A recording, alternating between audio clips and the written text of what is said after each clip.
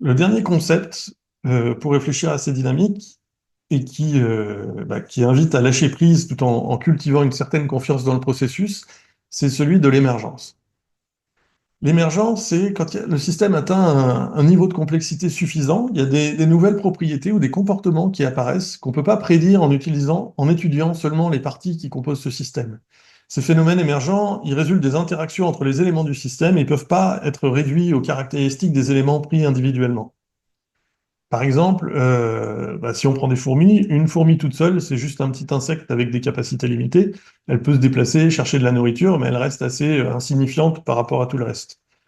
Par contre, quand on observe une colonie de 50 000 fourmis, on découvre une vraie société. Elles construisent des fourmilières complexes, elles cultivent des champignons pour se nourrir, elles coopèrent pour attaquer des proies beaucoup plus grandes qu'elles, et elles colonisent progressivement leur environnement.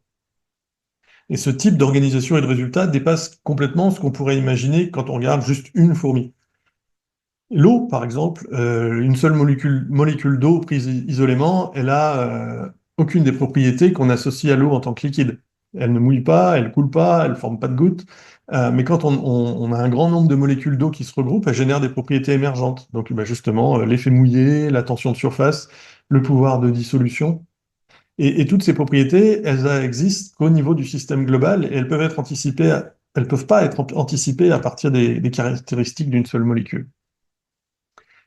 Alors pourquoi ce concept est utile? C'est juste que l'émergence, ça montre que dans un système complexe comme un territoire ou une communauté, c'est inutile de chercher à tout contrôler.